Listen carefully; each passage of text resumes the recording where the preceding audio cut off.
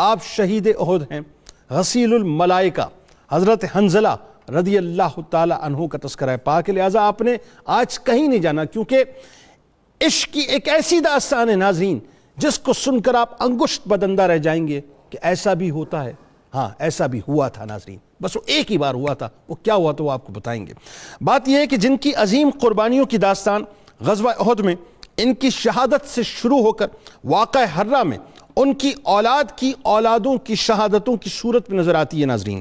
یعنی عشق مصطفیٰ صلی اللہ علیہ وآلہ وسلم ہی ایک ایسی عظیم، لازوال، بیش قیمت اور بے بہا دولت ہے ناظرین کہ جس کو دوام ہی دوام ہے۔ یہ دولت جسے عطا ہو جائے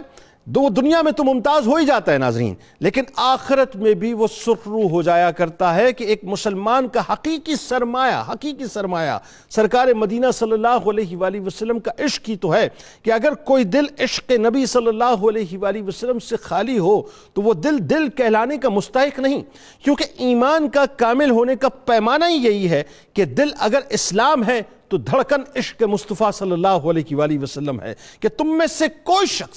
شخص اس وقت تک کامل مومن نہیں ہو سکتا جب تک کہ میں اس کے نزدیک اس کی ذات سے، اس کے والدین سے، اس کی اولاد سے اور تمام لوگوں سے زیادہ محبوب نہ ہو جاؤں۔ پھر یہ عشق رسول صلی اللہ علیہ وآلہ وسلم ناظرین جس وجود کے ساتھ مل جایا کرتا ہے، میرے ساتھ رہیے گا کیونکہ یہ عشق کی باتیں اور سرکار کے عشق کی باتیں ہیں، کہ یہ عشق جس وجود کے ساتھ مل جایا کرتا ہے اس فانی وجود کو بھی بقا کی دولت سے مالا مال کر دیا کرتا ہے۔ پھر اس عاشق صادق رسول اللہ صلی اللہ علیہ وآلہ وسلم کے تذکرے یعنی زمین و آسمان میں ہمیشہ کے لیے باقی رہ جاتے ہیں کہ اسی عشق رسول صلی اللہ علیہ وآلہ وسلم کو صحابہ کرام نے پا لیا تھا۔ یہی عشق انہیں سفلی زندگی سے اٹھا کر اخروی زندگی کے آسمانوں کی بلندیوں پر لے گیا کہ ستاروں کی مانند چمکنے کا خطاب دربار رسالت مآب صلی اللہ علیہ وآلہ وسلم سے پا لیا۔ ان میں سے ہر ایک ہادی بن گیا۔ پھر یہ ارشاد ہوا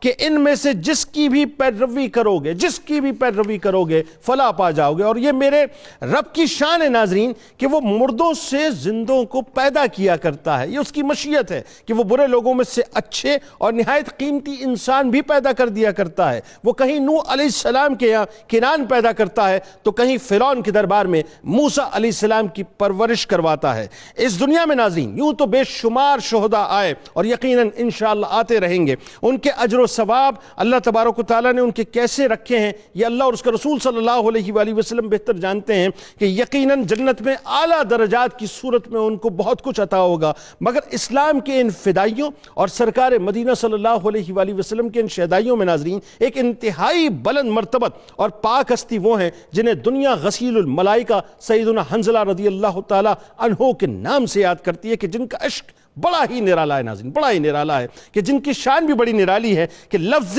عشق جہاں اپنے معنی اور مفاہیم میں مکمل سراپا نظر آئے اور اللہ اور اس کے رسول صلی اللہ علیہ وآلہ وسلم کی محبت میں سارے رشتے ناتے حتیٰ کہ جان تک نچھاور کرتا نظر آئے، وہ ہستی وہ بارگاہ جناب سیدنا حنظلہ رضی اللہ تعالیٰ عنہ کی ہے کہ آج بھی احد کا پہاڑ گواہی دے رہا ہے اور آج بھی احد کی فضائیں گواہ ہیں کہ اس عاشق صادق کے جسم عطر کی خوشبو سے وہ مکمل طور پہ مہک رہی ہیں کہ آج بھی احد کی سرزمین اس نورانی منظر کی نورانیت کو اپنے اندر مکمل طور پہ سموئے ہوئے ہے کہ آپ رضی اللہ تعالیٰ عنہ وہ مبارک اور پاک ہستی ہیں جن کو کسی انسان نے نہیں ناظرین، کسی انسان نے نہیں بلکہ آسمانوں سے اترنے والے فرشتوں کی جماعت نے غسل دیا تھا۔ عقیدہ عشق رسول صلی اللہ علیہ وآلہ وسلم، غلامی رسول صلی اللہ علیہ وآلہ وسلم اور وفاداری رسول ایسی ازلی نعمت ناظرین کہ جس کو عطا ہو جائے پھر اس کی شان عرشی بھی بیان کرتے ہیں اور یقیناً فرشی بھی بیان کرتے نظر آتے ہیں۔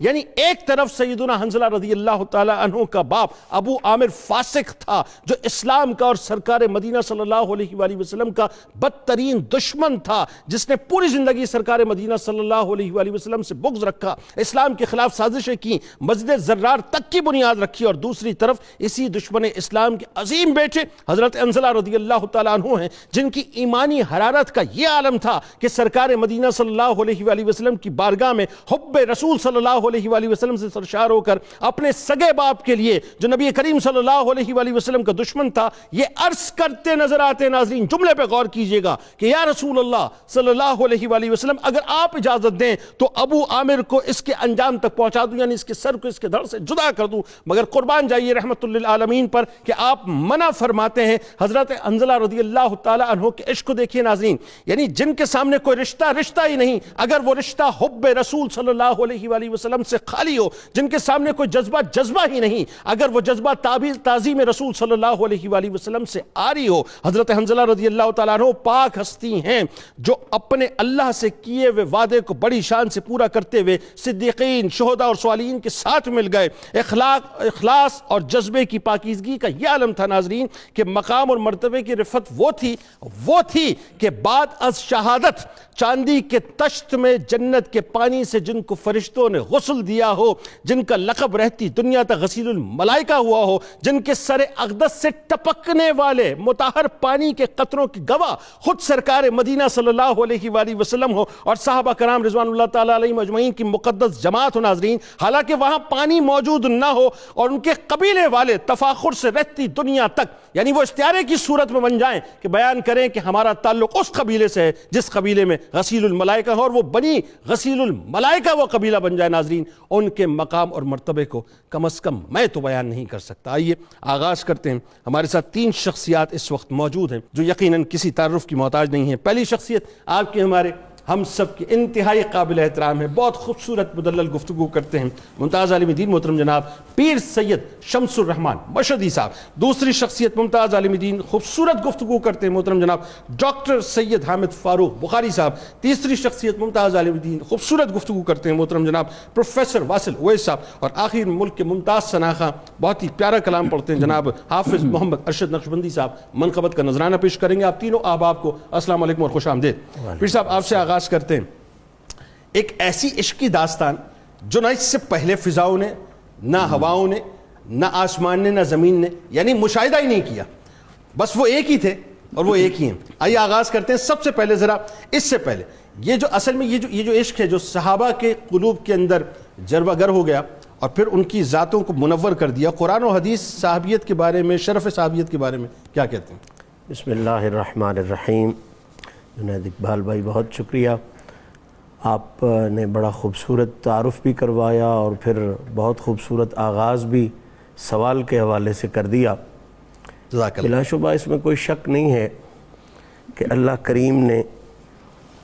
اپنی مخلوق میں سے بندوں کا انتخاب کیا ہے اور ان منتخب شدہ بندوں کو اعلیٰ ترین عزتوں سے سرفراز فرمایا ہے۔ سبحان اللہ۔ اس میں بھی کوئی شک نہیں ہے کہ سب سے افضل ترین جماعت جو اللہ تعالیٰ نے تخلیق فرمائی ہے وہ انبیاء اور رسل کی جماعت ہے۔ انبیاء اور رسل کی جماعتوں کے بعد 2 ایسی جماعتیں جن کا نہ کائنات میں مثل مل سکتا ہے نہ مثال مل سکتی ہے، وہ جماعتیں ہیں، ایک جماعت حضور کی اہل بیت اطہار کی جماعت ہے اللہ، اور ایک جماعت آقا کریم صلی اللہ تعالیٰ علیہ وآلہ وسلم کے اصحاب کی جماعت۔ سبحان اللہ۔